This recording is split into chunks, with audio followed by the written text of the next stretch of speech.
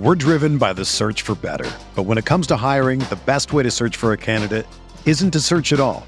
Don't search, match with Indeed. Indeed is your matching and hiring platform with over 350 million global monthly visitors, according to Indeed data, and a matching engine that helps you find quality candidates fast. Ditch the busy work. Use Indeed for scheduling, screening, and messaging so you can connect with candidates faster. Leveraging over 140 million qualifications and preferences every day, Indeed's matching engine is constantly learning from your preferences, so the more you use Indeed, the better it gets. Join more than 3.5 million businesses worldwide that use Indeed to hire great talent fast. And listeners of this show will get a $75 sponsored job credit to get your jobs more visibility at Indeed.com/Blue Wire. Just go to Indeed.com/Blue Wire right now and support our show by saying that you heard about Indeed on this podcast. That's Indeed.com/Blue Wire. Terms and conditions apply. Need to hire? You need Indeed.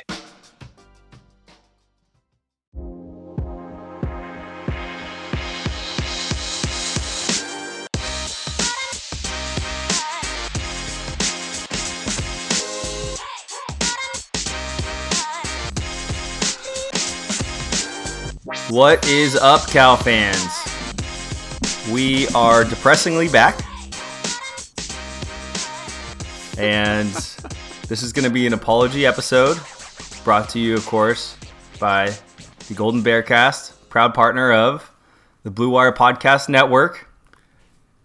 I am one of the co-hosts, Andy. Alongside me is Rob, who is in HD, by the way. HD Rob is here. I am in HD.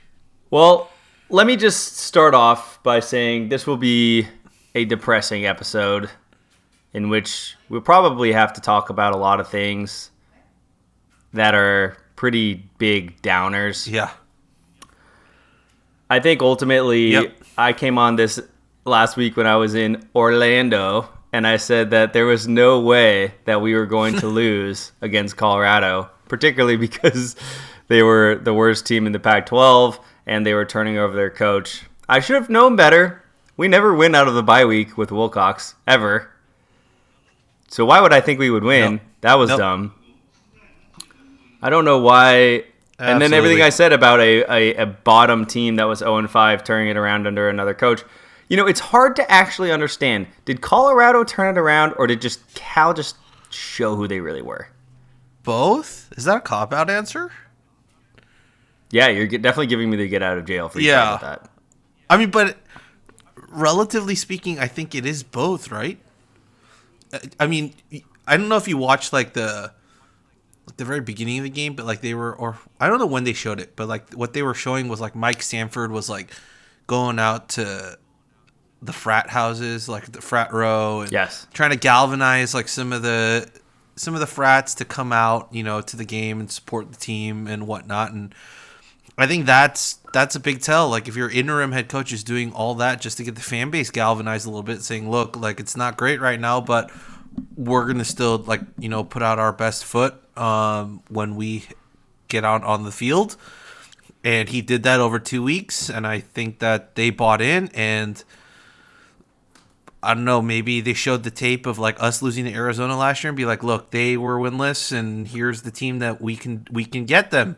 Like, we just got to be able to execute, and we got to want it more. And it felt like that, right? It felt like Colorado wanted to win more than we did. We looked a little lackadaisical out there, for lack of a better term. And that's kind of how the game went. I mean, to go to overtime with this team, like with the talent level that they have compared to ours, like just, yeah, it's disappointing. I think ultimately that's the word that always comes to mind. Like, I'm not sad, I'm not upset, like it's just disappointing. You sound downtrodden. It sucks. It sucks being here. And like, you know, I think you and I have found a good medium of like a middle ground, right? Of like, look, we're going to experience the highs of the highs.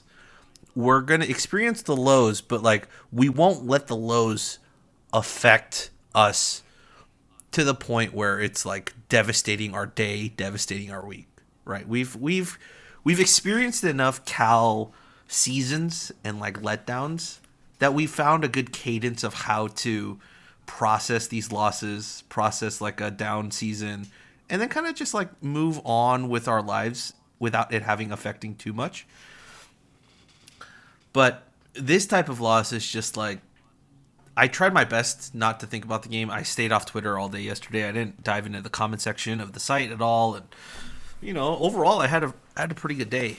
But this morning, like just texting with you and talking to some of the writers, I'm like, there's some cold, hard, like reality facts that we're gonna need to face, and I think, I don't want to speak for our listeners, but I think some of our listeners like look to us for a little bit of that processing info of where do we go from here.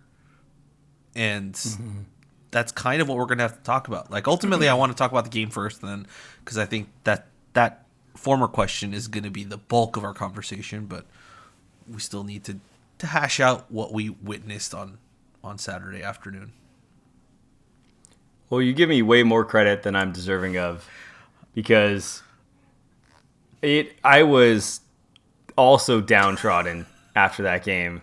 And I was like, what do I do? I had fun, and I was able to kind of move around it. And I texted you that the Dodgers losing and being beat by the Padres, that if the Cal game was the sacrifice that I had to make, then I was willing to make it. But it doesn't make it any easier. I mean, the Niners looked like Cal today. I mean, there's a lot of sacrifices that went into the Padres winning that I had to make. But at the end of the day, the Dodgers have been eliminated, and that's really priority number one right now.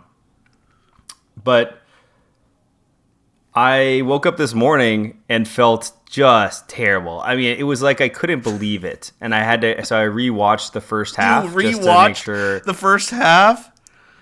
Yeah, I rewatched the first half just to try and make sure that my mind was right and I had the full picture of, sometimes when you're in the moment, you're seeing things. Sorry, that's my dog who's now sleeping. But yeah, it was hard. It was hard. It was weird. Like, I don't really miss Twitter that much, but I wanted to talk about this more because I think I needed some sort of release. Yeah, some outlet, right? I was really hoping that like Avi would have written his article by now. He does. He has something in the works. I know that much.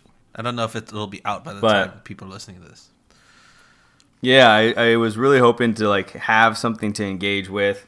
I did jump into the comments, and one person actually tagged me in a very nice way about like, hey, has your opinion changed? Back in our one from 2 weeks ago, in our podcast post from 2 weeks ago. And, I think that's something that we'll dive into here shortly. But overall, I mean, this is a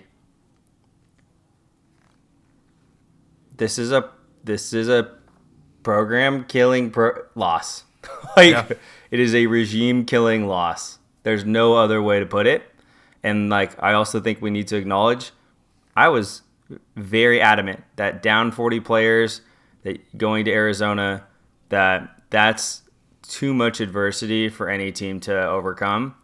And I'm not so sure if I believe that anymore. I think that we looked just as inept in this game not just as inept. We looked way more inept at Arizona. But like, to the people that were saying like, you go to that Arizona game, and if you're truly the better team, like, you find a way to win. And like, what drives me insane about this team that we're watching this season is they don't have the kill mentality. I said this, and I swear I said this against UNLV. They just don't have it. They don't fucking have it. Well, you can edit that out. I mean, it's an explicit podcast, so Oh yeah, I saw like our rating changed. I was like, that's definitely my fault. So it's super frustrating. Especially for me, as an athlete, like, not that I have that kill switch. Sometimes I do, sometimes I don't, and like, I don't pretend to be, an all-star athlete, but like, if you play competitive sport, when you have an opportunity to really put your foot down and take the air out of your opponent. And it sounds like really dramatic, but that is what it is. And as I was rewatching the first half, what was so frustrating to me was like, I think Wilcox like has to own that he miscalculated the opponent. Yeah. I think that when they went in and went for a 54-yard field goal, why are you giving, like, you see Sanford after we missed that, and he's fist pumping up and down the sidelines like a madman and firing his team up. So what is he doing? He's building belief. Yeah. Right? Okay, thematically, I'm going back to the UNLV game. What was the thing that I saw that UNLV had the entire freaking game? Belief. They had belief. We never take the belief away. So then, okay, we go for the 54-yard field goal. Then what do? We get down to the 20, and we go for it on 4th down. So we have an opportunity right now to go up 3 and have Colorado look up and be like, we're losing again. A team that's 0-5, looking up at the scoreboard and say, we're losing again. Okay, well, if you look up at the scoreboard and see that you're losing again, and you're already 0-5, what do you start to doubt? You start to doubt your success. Yep. Oh, Carmel didn't like that one. And then so we go for it, we don't get it. Great. What did you do? Fuel to the damn fire. And then you come down and you get the ball down to the 16, and I think there was a penalty that must not have been and that pushed us back, and you go for the field goal again and you miss it. Okay, 3 strikes. Belief. Now if I'm Colorado, I'm like, we're in this game. Yeah. There's no convincing me that we're not in this game. Instead, even if it's 6-0 or 3-0, 3-0 would have been significant. 6-0 would have been significant for that short period of time. 6-0 would have been more significant. We're being shut out. Cal defense is dominating us. They already have a turnover. We're not getting any first downs. Like, there is a narrative that starts going that is far different. And so we don't get that. And then the rest of the game is a rock fight. How many times have I watched this happen? UNLV was the exact same game. It was so frustrating. We never took out. UNLV went up 7-0, right? We never took the wind out of them, the air out of them, and therefore, okay, we can do this, we can do this, we can do this. And it just spirals out of control to the point where now they're playing at our level. We're playing down to their level because now we're doubting ourselves a little bit. And you have these stupid games where a team like Cal, coming off of a bye week into an 0-5 Colorado, ends up going into overtime. And the worst part is, like, we should have won this damn game in regulation. Yeah. First of all, the Latu fumble was devastating. I don't think I have ever thrown my Cal hat as hard as I threw that thing. And I also punched a chair, and I thought I broke my finger. That fumble was infuriating. And I don't really blame Kalecki that much, but, like, it's situational football. And the 2 yards that he's trying to gain there versus the overall situation, just get the hell out of bounds. Like, that's the way I look at it. I understand, but, like, you're Kalecki, dude, let Jermaine Terry be the one that's going to bowl over some people for some extra yards. For your sake, just, like, get out of bounds. Like, and then on top of it, you have this drive downfield. You get all the way down there with an opportunity to win the game, and you run first of all, you don't get Jaden Ott the ball. I don't care if you're not successfully running the football all game. He looked better in the last 3 drives that Cal had than he had most of the game. And get him the damn ball in space. I don't care. It doesn't matter if you're not running the ball well. I need Jaden Ott to have at least 1 possession in the red zone with the game on the line. That's a criminal offense. A Marshawn-level criminal offense. Then you run a 2-receiver rollout to the right side. Yep. With like 7 Colorado defenders there. 2 receivers. That was the dumbest play. And then Plummer is throwing the damn ball in the air like we're down a touchdown. As if it's like, just Hail Mary, just toss it in. I don't know what was going on there. If he's trying to throw it away and it didn't get enough arm on it. I am shocked that Wilcox didn't pull him over and just try to get his head straight and be like, yo, stop doing that. After the first time he did, be like, understand the situation. Understand the assignment. And then obviously the sack, because we have the worst O-line in the history of football that I've ever seen in my entire life. So you have that, and like to me, that's where the game's lost. Second, we didn't score the touchdown. I was like, we're going to overtime. You said it, right? It's a loss the second you're going to overtime. It's a loss to be that close, but like it was really the loss the second we went to overtime. Yeah, I mean the narrative just started to spin and spin and spin. Like I think what you said was what you said at best. Like the taking the belief out. Like I think we're so good, and you got to give credit, right? We're so good when we play a team that's better than us, right? And we make them think, oh shit. Right? We're so good at that. We're such a good team at that. Yeah. To start to put like, oh crap, we could lose this game. You put those seeds of doubt in those types of teams.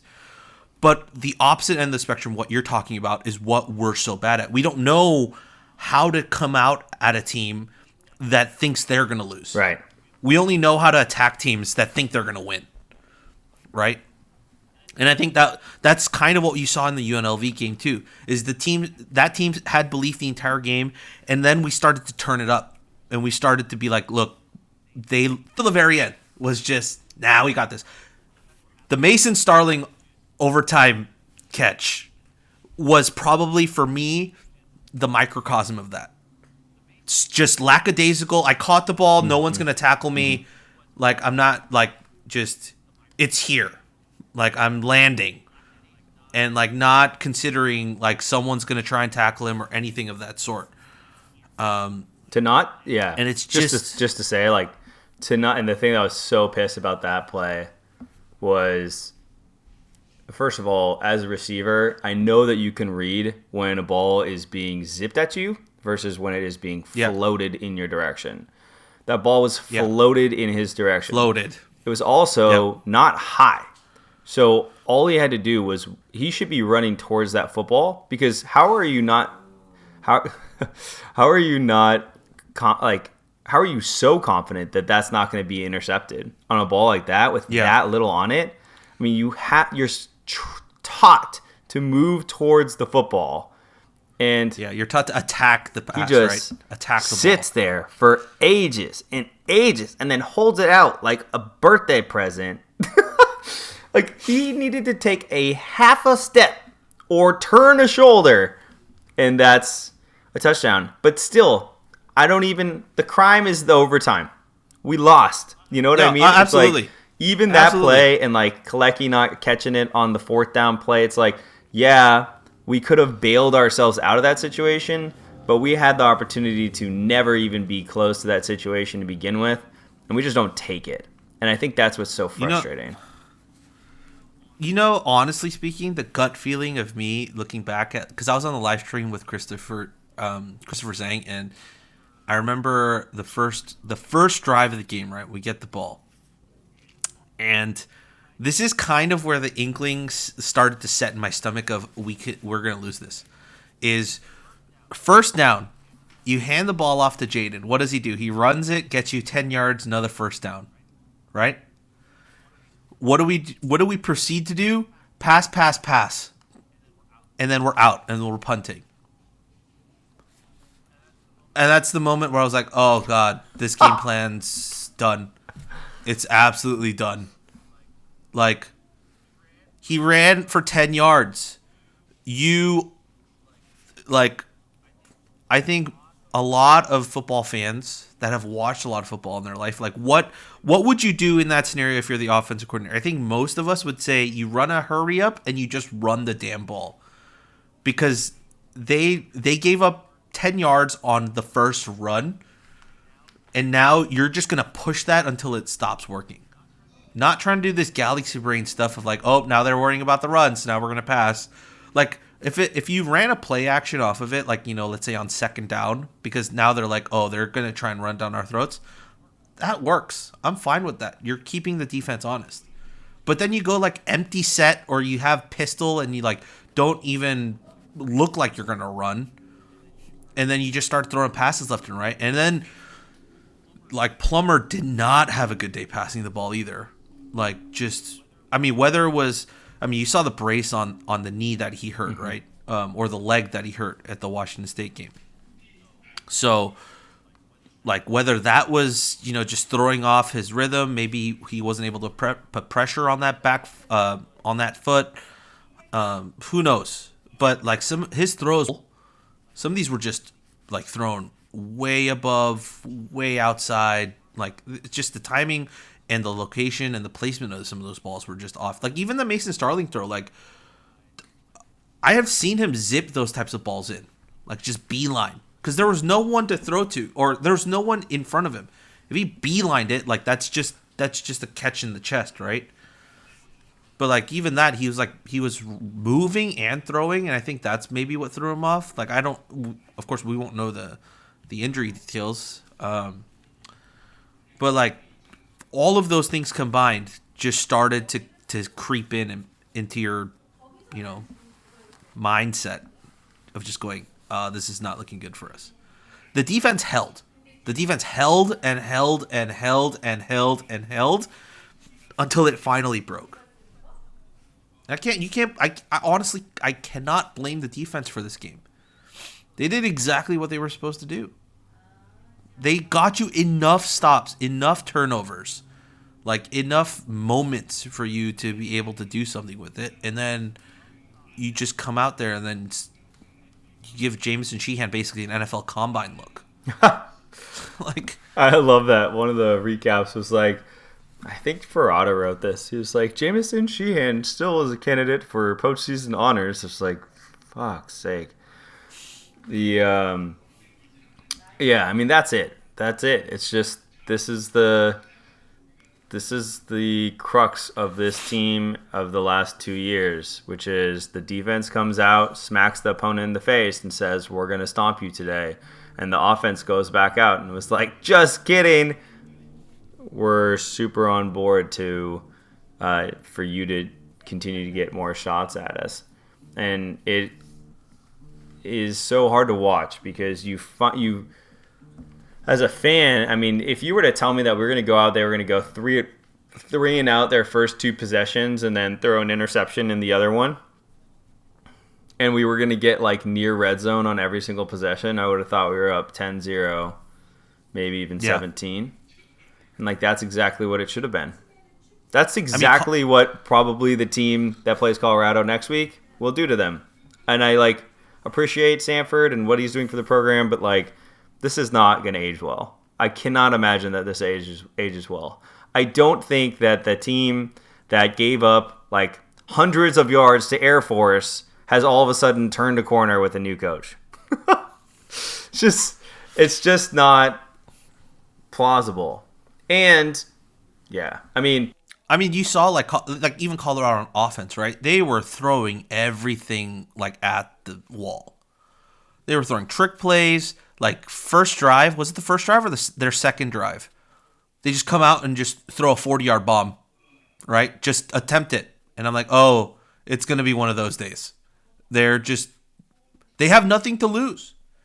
And that's the scary part about like a team like this. It was the same thing about the Arizona team too. Like, when a team is this backed up, they're just looking for the win, so they're not going to be conservative at all. They're not looking ahead to next week. They're not looking ahead to like, okay, let's look at the standings here and whatnot. Like, is this a must win or should win? Every game is we need to try and win this, and we're not saving anything.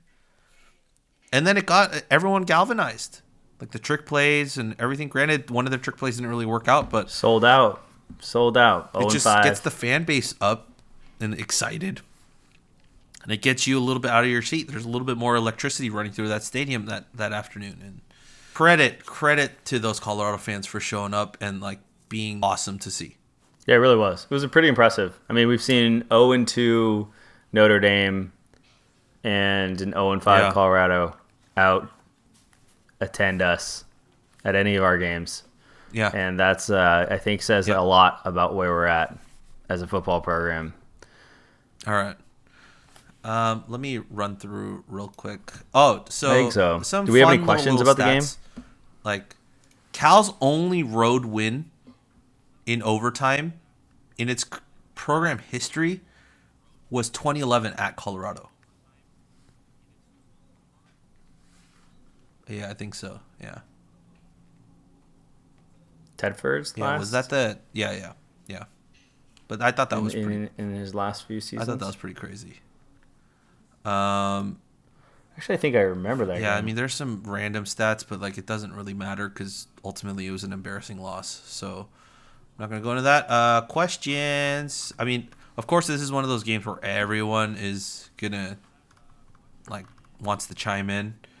Let's see. There's nothing particularly about the game. It's mostly what you would expect, which is about the future, where we move, and so on. Okay. Sid asked something kind of along those lines. She says, in my opinion, the worst loss of the season. At this point, I'm going to cross my fingers and hope for the best for the rest of the season. How many fans do you think will be in the stands for the UW game? Also, I'll see y'all next Saturday. Go Bears. Very cool. Go Bears. So kind of about it. Everything else is more like big picture stuff. Fans for next week. I know I'll be there. I know some of the usual suspects will not, which is looking like a good decision for you all. But it'll be a 7:30 kickoff, Pac-12 after dark. How many fans? I don't know. Probably about 30. Probably 30,000. Luckily, there's not a huge slate of competition right now. Like, it's just like the Warriors, both the Giants and the A's are not in the postseason. So, and then Niners are home on Sunday. I think you might get 35 to 38, something like that. Yeah, it's UW. It's the first night game of the Fox. season. I think you'll still get a certain amount of people. Fox, ESPN. Oh, I thought it was Fox, but I think ESPN. I thought it was ESPN. Either way, it's the primetime game for West Coast. Yeah, there's that one. There's one more. Joe Kenyon said, it's a sad thing because we all like Wilcox, but as a fan base, we need to call for a change. But like you said in a previous pod, instead of rejecting mediocrity, we turn the other way and just forget about the team. So my question is, do you think we beat UW?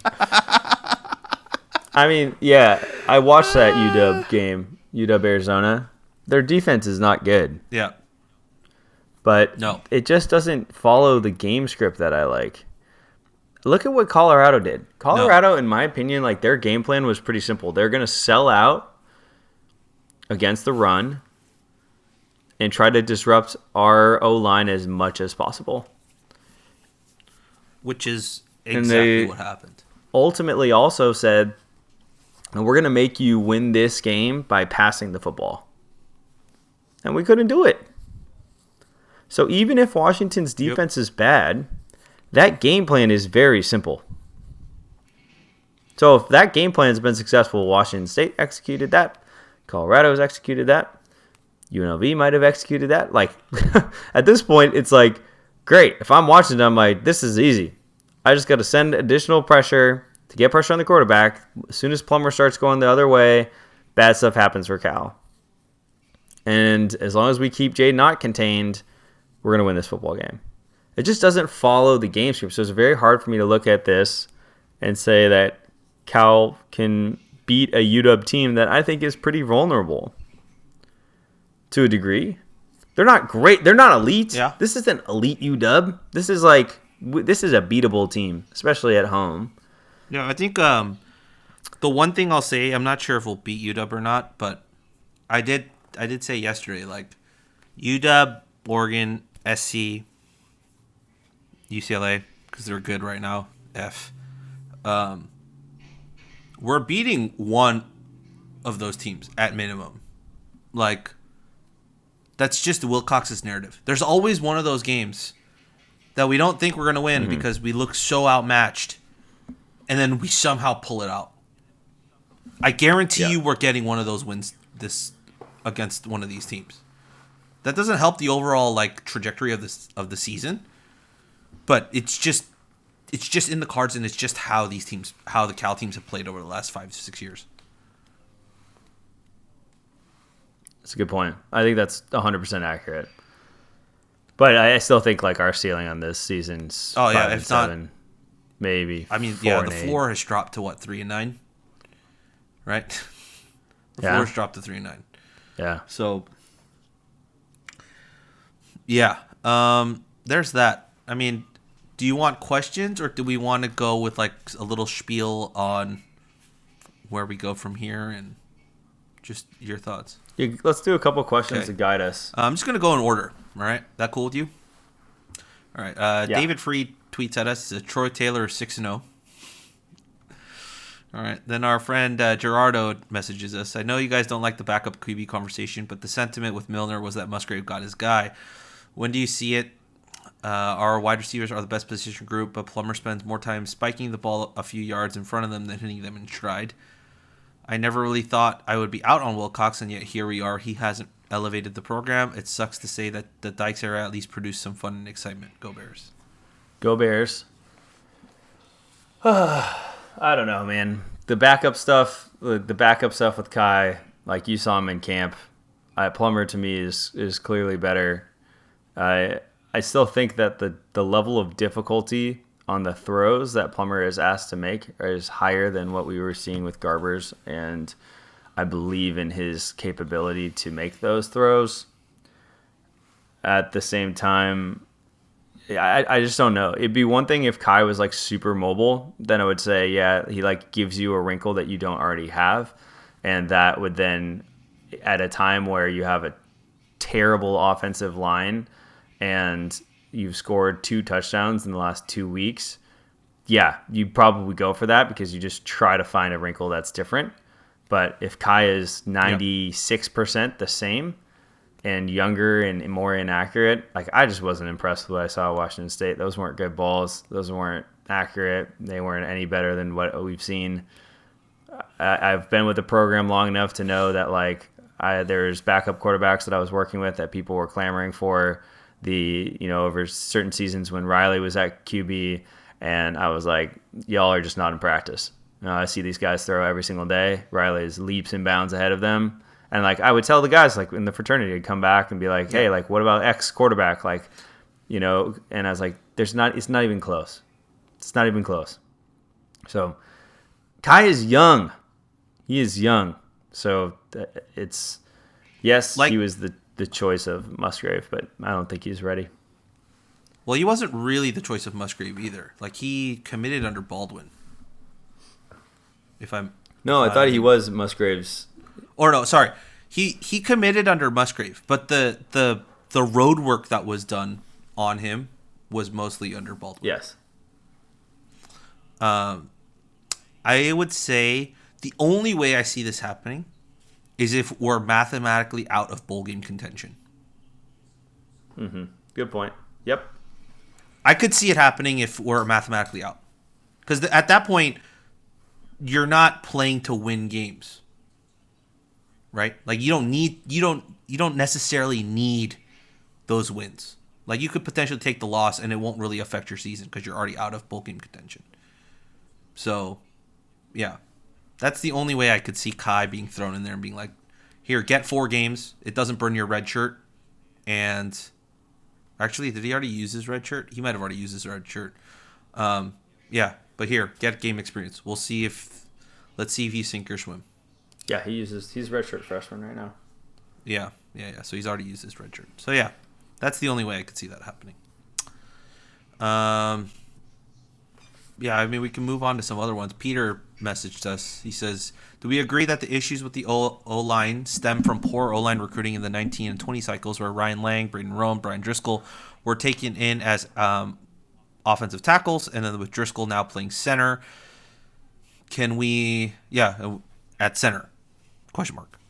Can we expect Jackson Brown to step in for TJ Sessions, who has been inconsistent all year long? Jackson Brown's true freshman. Yeah.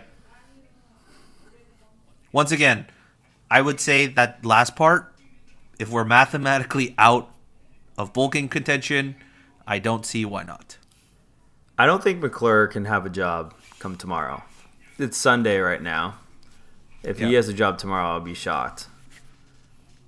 There have been O-line coaches fired for far less than this line. I mean, this is, without any doubt, the worst offensive line I have ever seen in my entire life.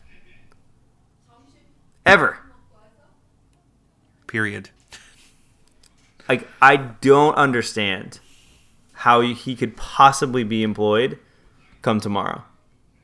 And like, I've searched online already. I was actually pretty surprised it wasn't announced today. But whatever, I don't know what you possibly do, but I think the entire system is broken.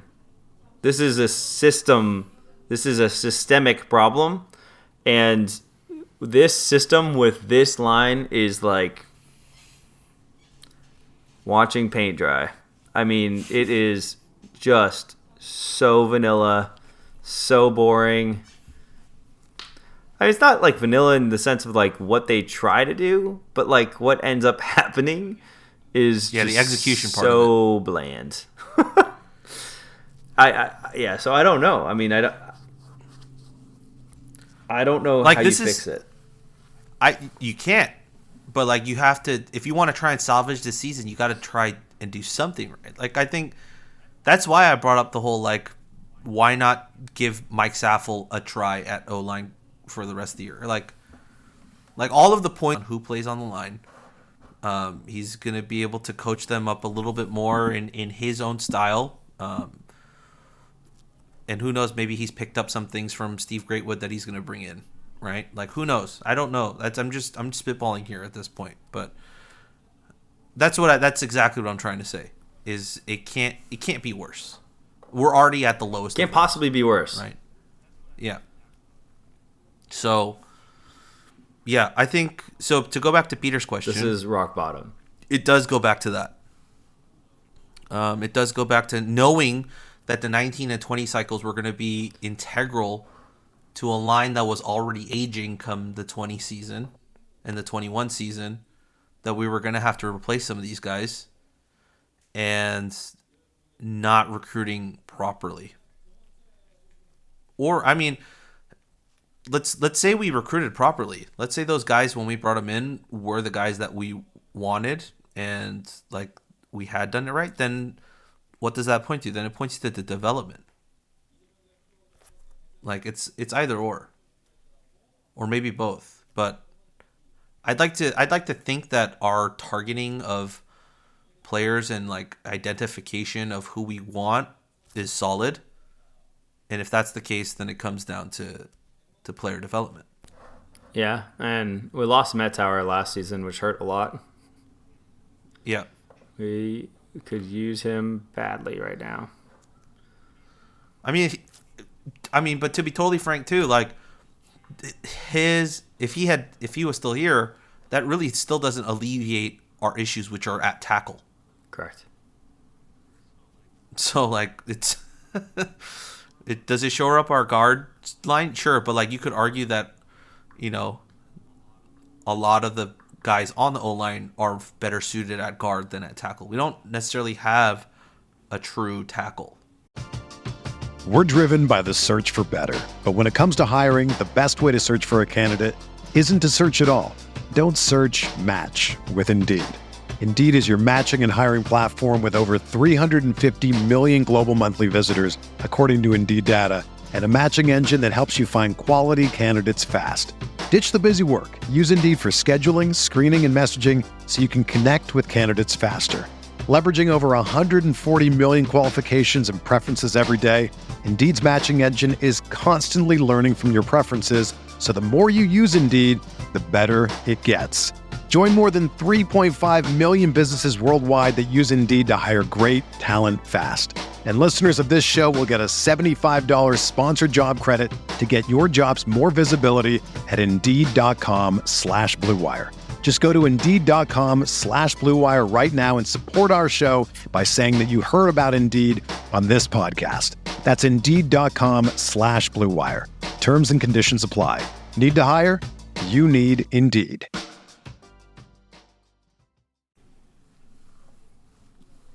So, yeah, that's that. Thanks, Peter. We talk all the time, but Shavit, your dear friend Shavit, a lot of talk this week about resources at Cal with the new NIL world in recruiting, which is clearly not working out so far. Is there any hope for wealthy alumni who are around for the Tedford years stepping up? He has another question, but we'll go with that one first. Another week and another great question from Shavit, so keep them coming. I definitely had that thought today many times. It's almost like who's going to be our savior.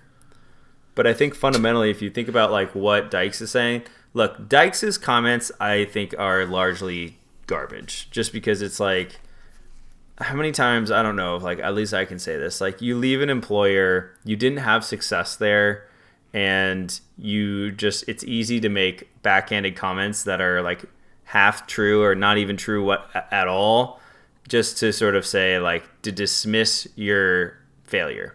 Like people aren't like always willing to just come out and be like, I didn't succeed there and I own that. And it's actually something I respect a lot with Wilcox, is he owns so much of this program, good and bad. And Sonny being in a really good situation and having a ton of success, the ego does not allow many people the privilege to go back and say, yeah, Berkeley was a tough place to win. I didn't have success there because of X, Y, and Z, and then have them say that it wasn't something that was an external factor. I think 99% of people are going to be like, oh, yeah. And then it's going to be like that one situation that fits that narrative that it's going to bring up. Like, to me, that was my reaction to the Sonny comments, is like, he's in a better place and he's happy, and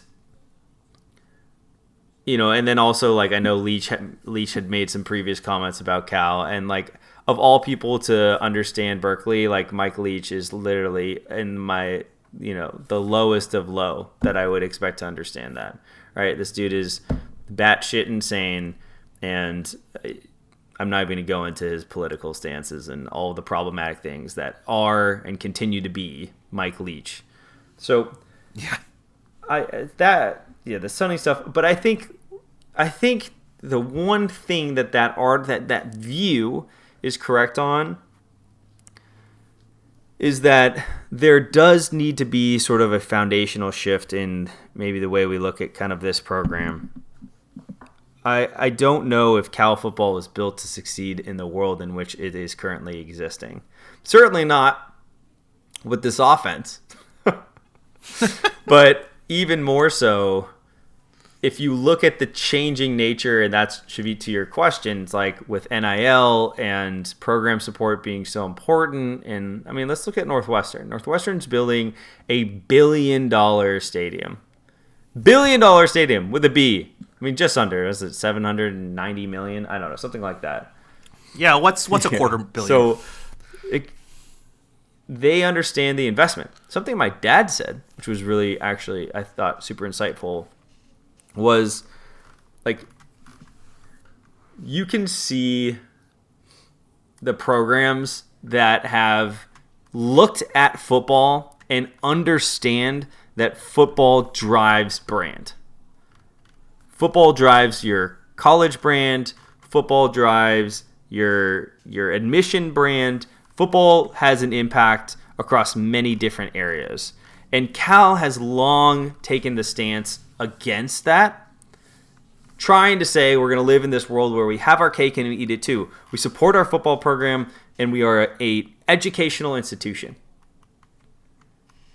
But Northwestern, who I look at private, but academically on the same level as Cal, has taken a very different stance to that through where their money is being spent.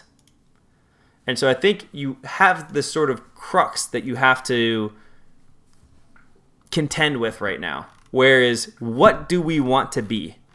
Do we want to be an Ivy, where we prioritize education and football is more of an afterthought? Or do we want to try and compete and leverage football as the revenue sport, as the brand, as something where these alumni go in the NFL and that benefits UC Berkeley because people want to come? And it's not that we're not prioritizing education. We're just saying football comes first. And I think that's very important to say. I don't expect the administration to be willing to do that. But I do think that's what's necessary for Cal to reverse what sort of has transpired and compete in, the Tedford era is where everybody wants to be, right? We always use the Tedford era as the example. So I think like knowing that that's the goal, I think that's what would have to happen, would be Berkeley coming out and saying, we understand. Not Mike Williams understands, because he understood it for all the things that he got wrong. Mike Williams understood that football drove everything.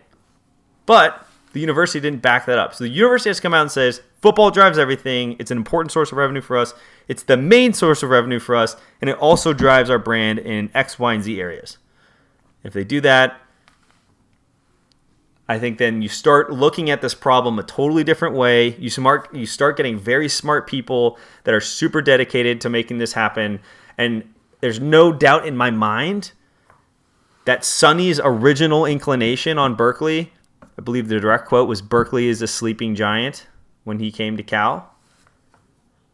There's a reason why he was so optimistic about this job. It's right, like we can all see it.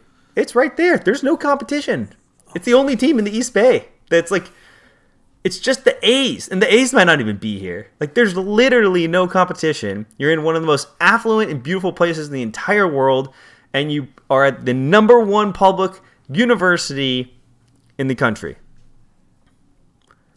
It's not hard to sell, but something's creating a lot of difficulty. And you have to get that out of there. And I just don't ever see that happening. You need a seismic shift in the foundation, right? But like, how does that happen? As exactly as you said, the likelihood of that happening is close to none. Like, the cold hard facts version of this is that you want football to be the primary, then you need one of two things to happen. You have to cut sports, and you have to reorganize your budget, or two, you need a massive influx of cash for your budget to be able to maintain said sports and increase the budget to be competitive in football, right? Like, Peter put out a tweet today, and he has a great article coming out tomorrow, which I highly recommend everyone read. But like, he tweeted this out. In fiscal year 2020, right, which is July 2019 to June 2020, can you guess how much Cal spent on football coaching salaries just for that year? I already know. Oh, you already read the tweet? Okay. It's $8.2 million, okay? We were trying to figure out a good comp of a university that would work to Berkeley. And Utah was the one that came to mind. Just because the number in the fan base, podcast all the time. Right. From a football perspective too. I mean, granted, I think there's a little bit of difference between the name brand standing from the academic side of it, but like, if we're purely looking at the football stuff, trajectory, where they're coming from, size, Utah in that same fiscal year spent $14.6 million on coaching salaries. Oakland, because it's the largest city that's like right next to Berkeley, is over 50% more expensive to live in than Salt Lake City. Cost of living calculator has to maintain your standard of living in Oakland, if you're moving from Salt Lake City, you'll need a household income of $315,000.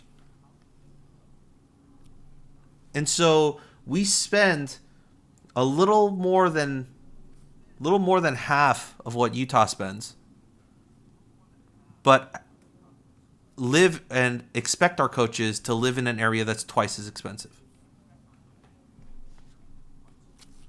It doesn't add up. The math just doesn't add up. It just doesn't. And so, like, you're expecting football excellence and production. And this is regardless of what Wilcox is doing, right? This is just from a budgetary standpoint. Like, you can't expect a program to compete with some of the best programs in the country when you're as much than some of those places. Maybe even 3 times as much, probably, if we want to really compare some of those other schools. So there's the cold hard divide, is what we've been talking about all this time. Peter's actually done the brunt work. These aren't just like things we're rambling. Like, these are actual numbers that we can look at and say that's exactly why we currently can't have. We're looking to strike gold. Like, we're looking for lightning in a bottle, Tedford. We're not going to find it. It doesn't work like that. And even if we do, someone's going to punch us in the mouth and take that lightning in a bottle away from us. Yeah. It's going to happen. Just like Kansas. Yep. It sucks, but that's just where we are.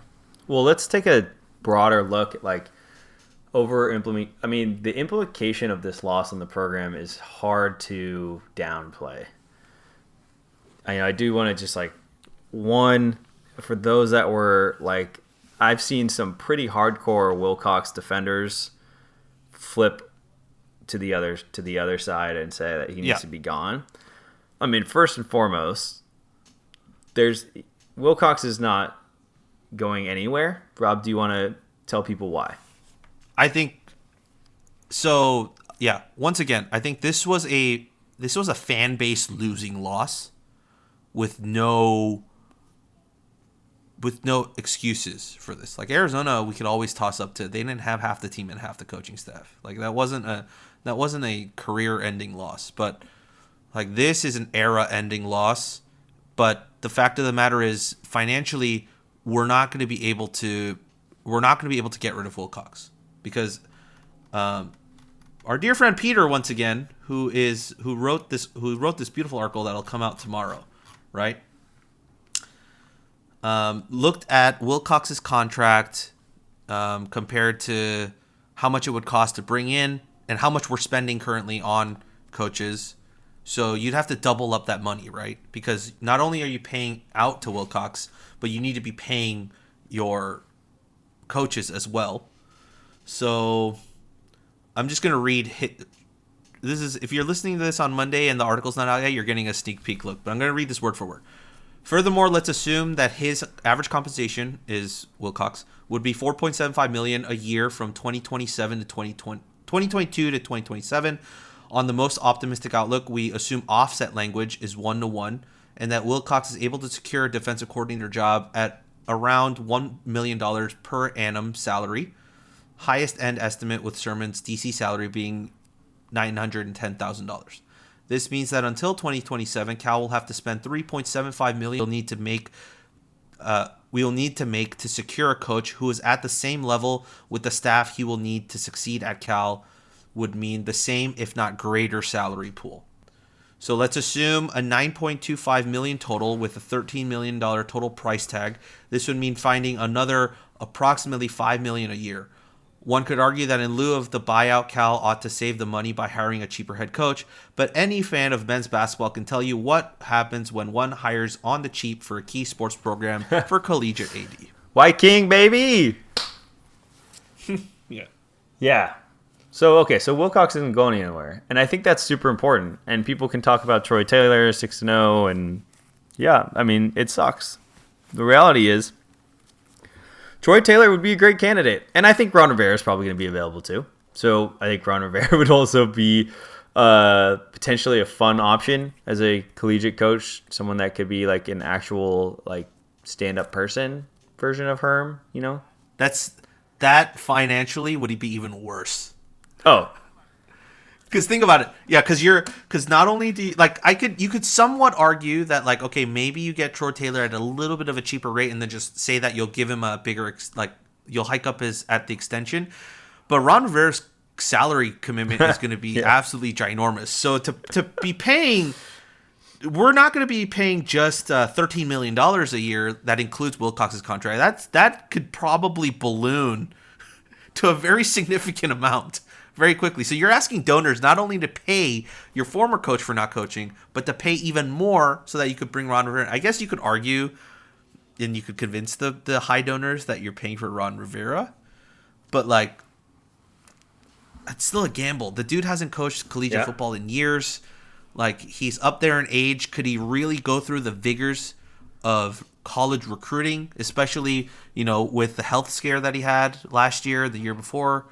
So there's a lot of questions around that. Like, I get from a football perspective, and his ties to the university would be perfect. But yes, please continue. I didn't mean to interject. No, it's great. I mean, ultimately, it's the Dennis Gates situation all over again. Except I still don't think we're in a Mark Fox situation, although it's hard to not look at this team and say that we're at the bottom of the Pac-12. I still think we're above Colorado, even though they beat us, and I still think we're above Arizona. Well, we're definitely above Arizona. Yeah. So, I think we're sitting at 10th.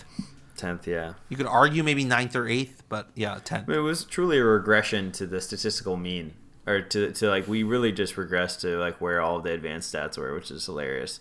But yeah, nonetheless, I mean, Wilcox isn't going anywhere. So the situation that everyone is saying, it doesn't really matter. Like, that's why when people are like, well, are you out on Wilcox? It wouldn't matter if I was. Because it's not a realistic situation. So then I just would be in a point of then having to sit there and say, okay, what crazy scenario can I drop where we get a new head coach in that isn't actually like... You've had Wendy's nugs dipped in sauce, but have you had them covered in sauce? Wendy's new saucy nugs take the crispy and spicy nugs you love and turn them up to 11. Choose between flavors like buffalo or honey barbecue, garlic parm, or if you're a real heat seeker out there, you can try spicy ghost pepper, only on Wendy's signature spicy nugs. Listen, I'm going to dare you to do it. I dare you. That's 7 delicious ways to try the nugs that you already love. Pick a flavor, grab some extra napkins, and then grab a few more napkins and prepare to nug like you've never nugged before. For a whole new way to nug, it's got to be Wendy's at participating U.S. Wendy's. It's just not based in reality. So if it just doesn't do any good. And so I think the question is, how do you solve this? And for me, it's like, we're going to have to hope that the third time is the charm. The frustration that I have right now is that, I remember distinctly, Rob, after the USC game, you said, we've seen enough of Musgrave. His contract's up. I hope that, let him go. We can get out of this without paying any additional money. Right? His contract was done. The season was over. Rob was like, we saw enough. 2020 wasn't a mirage. 2021 was the same. 2020, so like let's just move on. And then we brought Musgrave back, and we didn't really say anything about it. We just sort of let it happen. Yep. And because Wilcox didn't announce anything, and he was back, and then we had fall camp, and we were hyped because we had no idea we'd have the worst O-line in the history of college football. You could argue, you make that case. You can easily make that case. But there's no way we can. And like, dude, like I swear that somehow Musgrave is worse than Beau Baldwin.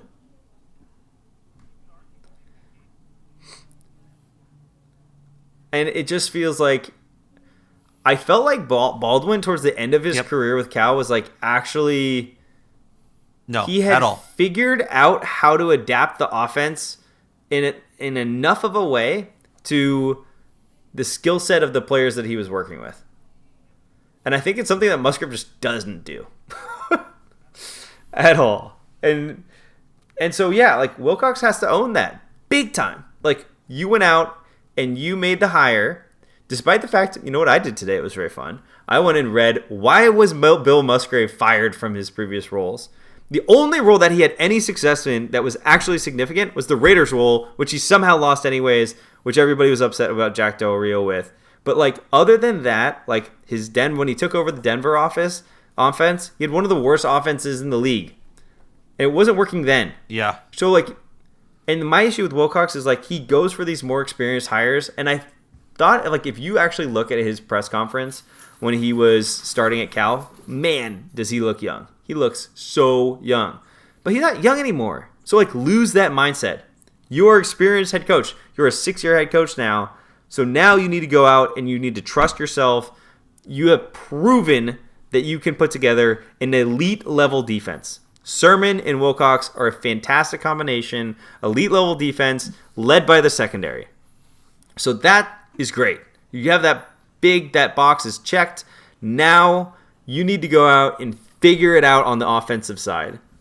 But it's not a retread hire. It's not a retread. It's not the old hire that gives you the experience or was like, it's not the cheeky one. It's like go and get the offensive coordinator that can be a little bit younger, that can be more innovative, that might force you to have to think about how your defense can adapt to it, but your confidence is there because you have proven success. So you can take more of a risk, right? We could afford the defense to regress slightly if the offense were to improve dramatically. Yeah, you can. That is a trade we can make. Right. Basically, what you're saying is you're willing to give up another field goal defensively, like in terms of points per game, because you know the offense is going to score another touchdown. Right. You're taking that 4-point gamble, which I think most, if you're fine with it, I think everyone should be fine with that. So like that's what it comes back down to. Is we talked about the finances, we talked about all that. Like that's the current state of where we're at, and that's where I see us moving forward. Now, everyone's asking about Musgrave. I have a couple questions here that I'll read in a little bit. I went back and looked at Musgrave's contract from when I pulled it out last year or this summer. His contract expires January 1st, 2023. It's a 1-year deal. All right. That's where we're currently at. But in terms of that, people are starting to ask these questions. So Shavit has another one about Milner or rotating. I think we kind of discussed that. William sends us a question about the style of offense, and I think I'll ask that second. But here's a couple of hopefully, Musgrave be fired tomorrow. Who would best be the candidate to take over the play calling? Be Toller, AT, or Christ? Tyler Tomei also tweets at us, I read that the buyout was only for an additional season, like $4 million. I find that hard to believe. So, Callie Scotty, after 6 years of mediocre offensive play, can some of this be blamed on Wilcox's hyper-focus on managing their turnover margin? It sounds like practice have a lot more excitement with unique play calling, but when it comes to games, Plummer's afraid to take chances. Thoughts? FYI, I hate Musgrave, but we had similar issues with Bo Baldwin being creative. Maybe an offensive coordinator I'd screwed under a Wilcox-led regime. Maybe any offensive coordinator would be screwed under a Wilcox-led regime is what he's saying. I have such a hard time believing that. I don't know. It just seems it seems to me like when that was happening with the air raid, it made way more sense. It's like, yeah, the style of offense, yeah, it has to have a specific style of defense with it, or it really hurts the defense overall. Like, there does seem to be a real penalty for running that style of offense. But it seems weird to have an elite defense that somehow wouldn't be compatible with a good offense. And maybe they're saying, okay, it's Wilcox has his hands in the offense. I don't know. I mean, the dude he doesn't ever come across as micromanager. Plain and simple. Just really never comes across as someone that's overly involved. I honestly think that's kind of a fan-driven narrative more than like something that's actually based in, actual reporting. Like, I think the one thing I can point back to is you and I were both at that Football 101 with Wilcox a few years back. And he talked about, because someone asked him about, the one I always go back to is someone asked him about analytics and how much he uses analytics like in-game to make decisions. And he basically said there's a guy who, kind of tells him on the go when they need it, the analytics of certain situations, like your chances of making this, fourth down conversion is this much, when it comes by analytical standards, and he'll make those decisions. But he said ultimately the big play call, what they call, so on, like he leaves it up to the coordinators. It was Bo at the time, and he was saying, look, like I'll tell him, like, hey, if we get this third down and we make it within 3rd and 2, we're going for it on 4th down, right? He'll make those calls. And sometimes he says some of those calls are based on his gut feeling. Sometimes he goes against what analytics say. Sometimes he goes with what analytics does, but he doesn't put a hand in to, we need to run the ball here, or we need to run this specific play here. And so, like, just off of that, like, I don't think he's changed from that at all. Every head coach puts their handprint on every team that they coach, right? And so maybe and maybe I mean, we talked about it a bunch of times, right? About the hesitation to make throws because you're so worried about the turnover. And maybe that's the imprint that Wilcox has on his teams, is because he pushes that narrative so much. But in terms of the micromanaging, like, I think that's just a fan narrative that we think is being pushed, or that we think is happening, that I don't think actually really has any basis in what's actually happening at Memorial Stadium behind those doors. Yeah, I mean, if anything, turnover margin has been a bit of an issue for us in a couple of these losses, and I haven't felt that sense that we were somehow we're running like 5 wide sets and passing a lot. Yeah. Like, it just is not the same. There was definitely that feeling that I just haven't had that feeling this year. It feels like we've actually have given more freedom to open up the playbook, to be more aggressive, but we're just not executing. The players are simply not executing. Yeah. And I know Wilcox harps on this and says the players are not executing, but at some point you have to look at the coaches and say, hey, dude, you're teaching this guy how to execute, and he's not getting it. It is happening. That's what. But it's failing every single time. At some point, you go, maybe this isn't the way we need to execute. Maybe it's we need to do something else. Right, and that's what our ability to adapt is god awful. Been proven to be. So terrible. I guess it comes down to that question, right? Should and by Swamp Hunter, hopefully Musgrave be fired tomorrow? Who would be the best candidate to take over? Also, William, I'll go back to William's question. Would you prefer Cal to run a pro-style offense or try to go back to an air raid style? With our personnel, what makes more sense? Is this problem Musgrave's system specifically, or is play calling, or can Cal ever run a pro-style offense successfully? Can I kind of cheat on this answer and use what Wilcox says all the time? Is that offenses these days aren't really, there's no more real quote-unquote pro style. There's no more real quote-unquote spread. It's all kind of everything everything merges, right? You're going to take some air raid concepts. You're going to take some pro style, like old West Coast style is I think what people referred to as pro style concepts. And it's all going to be used throughout. Sure, there are teams that use like 90% of a certain thing, but like there's no more like set. And I honestly don't think an air raid style works anymore. It's clear, like you see when we play, like our defenses can lock down an air raid offense easily, right? I think it's overdone now, and it's becoming one of those things that everyone's starting to read easily, which is why Andy has been saying we need more innovative. We need that guy to take whatever is currently like cool looking and great and working in college football and being able to adapt that into that next step or that next evolution, and is willing to take some of those risks. That's what we need. And so I don't know if that answers the question. Like, would you prefer a pro style offense? I definitely don't want Sonny's air raid offense back. Like that's for sure. I want something in between. Like the style I want is that power running spread offense that Oregon used to run when they had like LeGarrette Blount and who was their other like big running back, Royce Freeman. Yeah, and LaMichael James to a certain degree too. But like that style of like we can run up the mid at 40 yards. Right? That's just how our offense is so flexible. That's the kind of offense that I'd run. Like, based coming off of that, and this is my hot take, I guess, for the day. I would much rather have guys that are successful here at Cal than are successful in the pros.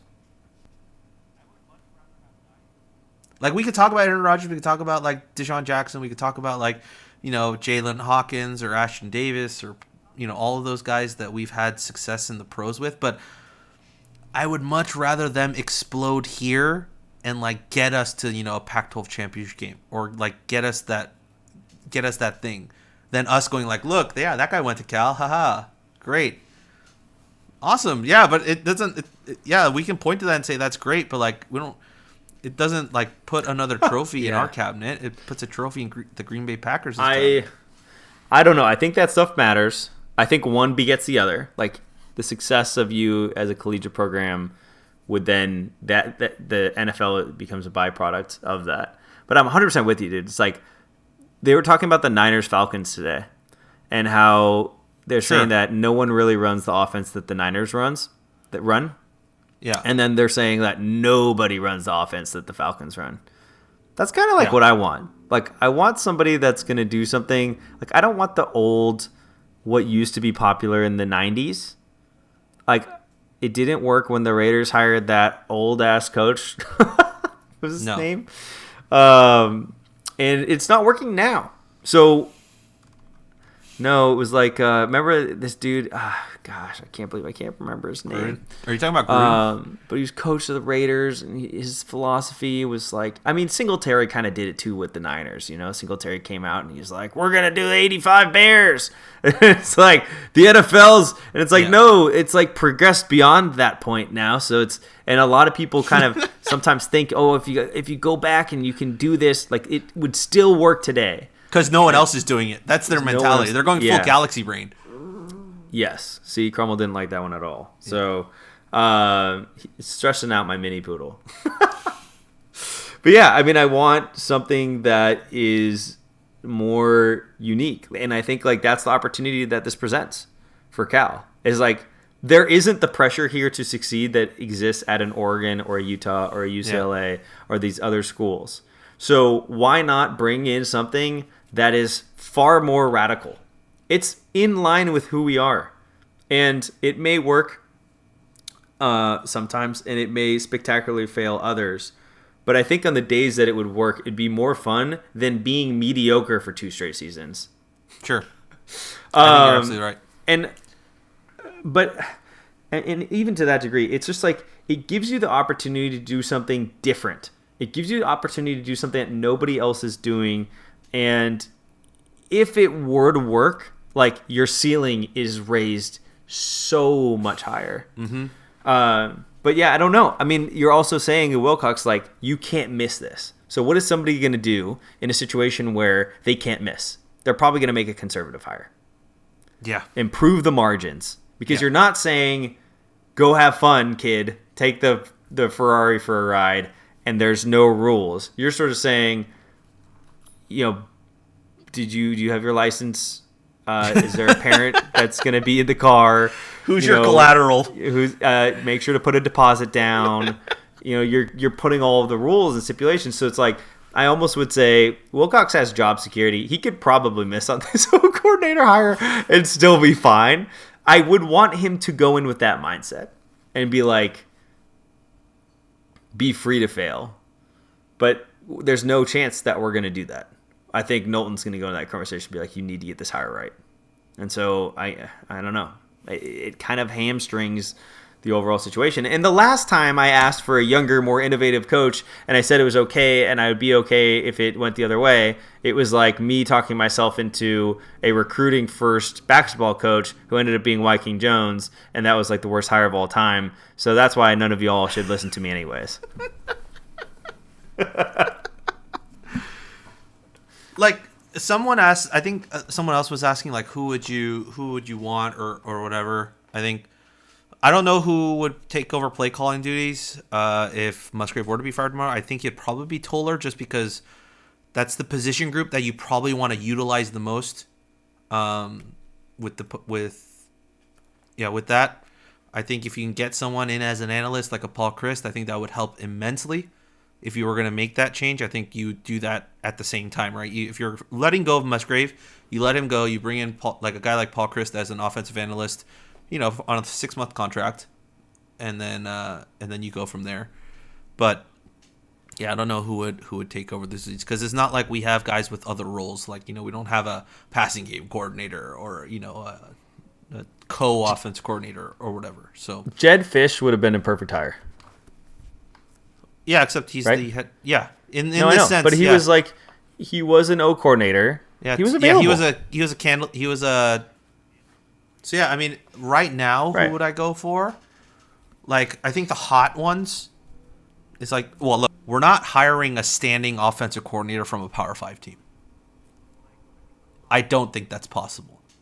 I think the only possible one you could probably think of is maybe Mike Sanford from who we just played at Colorado, right? Whoever I hope they hire him as their head coach because I think he's done a phenomenal job over 2 weeks, and he's young and he's gonna stay there for a while and he's a little bit more galvanized with the fan base and all that, but we're galvanizing the fan base. But I think what you have to do is you have to go for a position coach from like an offense or one of those offenses that are prolific and the guy has like that second title. He is the passing. You know who I want? Who? Joe Brady. We can't afford that. We absolutely cannot afford Joe Brady. It's top of my list. I mean, look, that's a phone call you make. That's 100% a phone call you make. But do you have the finances available? I guess you could argue that Wilcox could go to the donors and be like, look, we're bringing in an NCAA winning, like championship winning offensive coordinator and quarterback coach. Yeah. And he's the QB coach right now. Well, he's fired. Isn't he fired? No, he's with the Bills. Oh, he's with the Bills. That's right. He's with the Bills. Yeah. So he's just a QB coach with the Bills right now. I mean, yeah, that's my pipe dream. There's no way. That's a pipe. This is just never going to happen. But that's the type of coach I think I would like to see. I mean, he's had proven success at the collegiate level, and that's also one of any of your offensive talent. Plain and simple, right? Like, you think the wide receivers are going to leave if he brings in an offense that produced the likes of Jamar Chase and Jefferson?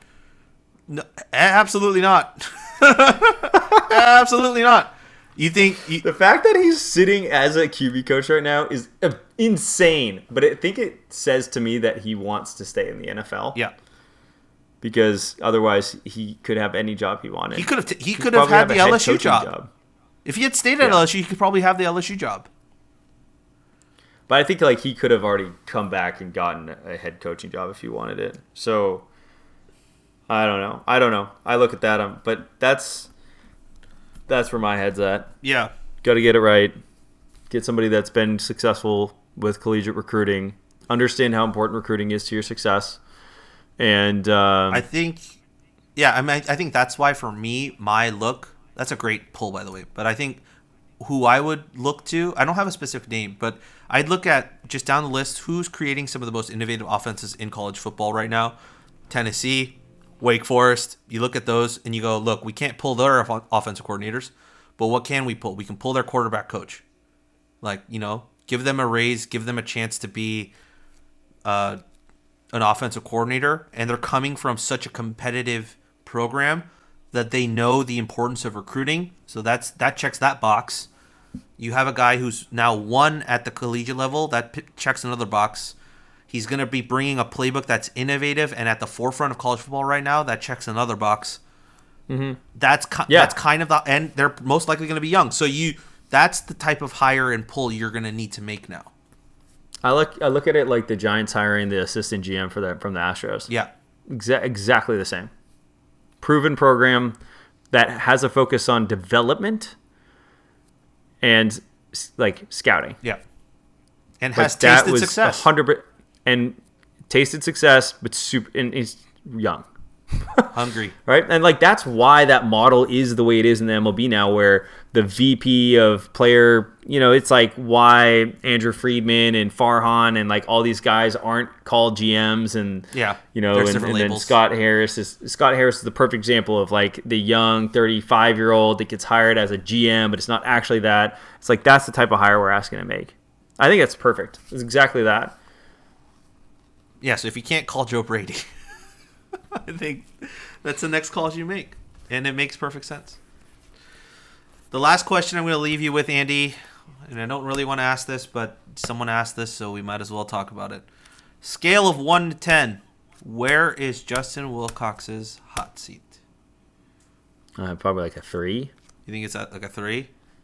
I would say, like, from an administration standpoint, he's probably at a 3. From a fan standpoint, he's like at a 14. 14 out of 10. Yeah. But like administration wise, his job's super safe. Yeah, I think he's not going anywhere. He's not going anywhere unless he decides he wants to go somewhere else. If he wants to resign or if he wants to do something different, This dude was just offered the Oregon job twice and turned it down. Just still amazing when you think about it. But at the same time, like, yeah. And even then, that would be only on the back of, I think, a 3-9 season to really make that happen. Exactly. You would need more circumstances to arise for someone to even come up with that cash. And you're talking about a $100 million investment in order to like really turn around the program, or maybe 50 million. Like it's a big figure. So yeah, if you know any Cal billionaires, but I looked at the list. Not a lot. There's a lot of successful Cal graduates, but just not that many that have that $1 billion oil money. We trying to like bring in some like Saudi Emirate? Like is that what we're alluding to? Yeah, I was actually working with the people from Live Golf. Oh, good Lord. We're gonna sell our soul to the proverbial devil in order to get this program turned around. Oh God. Oh goodness. I think that's it. That's a good conversation, Andy. Think we have anything else to talk about? I'm wrapped. I'm tapped out too. And shout out to my mom. It's her birthday, so I'm gonna head over to my parents' house for a happy birthday dinner. Woo-hoo. But yeah, sounds like a plan. All right, folks. That wraps it up for us. I hope that's a good enough conversation to help you kind of process what happened on Saturday, also this week. Shout out to, I can't remember his name, but I showed Andy the picture, the guy who texted us during the live stream, for the kind words. If you're a listener for us for years now, and this is how you kind of process Cal losses or wins, to either celebrate or just be depressed. I hope we can be that for you, and we appreciate all of the listens and all of the text messages, the tweets. We try to get through all of them, just so, because we know that it helps you guys if you guys and your voices are heard and acknowledged as well. So we appreciate it. We hope you continue to do it. You can find all our stuff written at writeforcalifornia.com. You can find our podcast wherever, because you're already listening to it. You can find us on Twitter at Golden Bearcast. You can find me at Rob11HWANG on Twitter. You can find Andy on Twitter, but he does not have Twitter, so he won't be responding to you. And go Bears. Go Bears.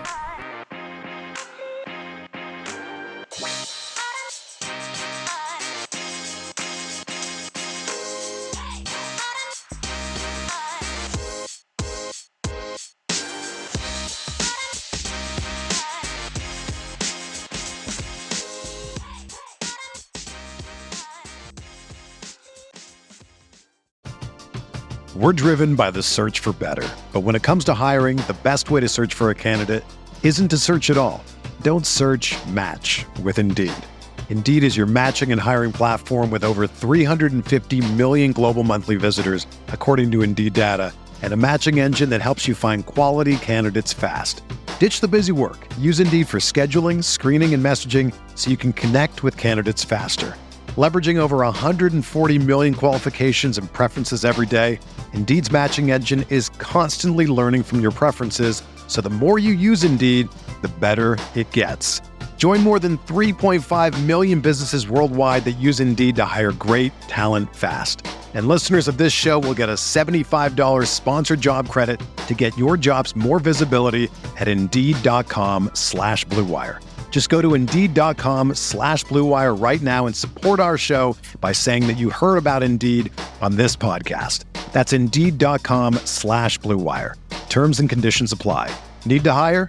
You need Indeed.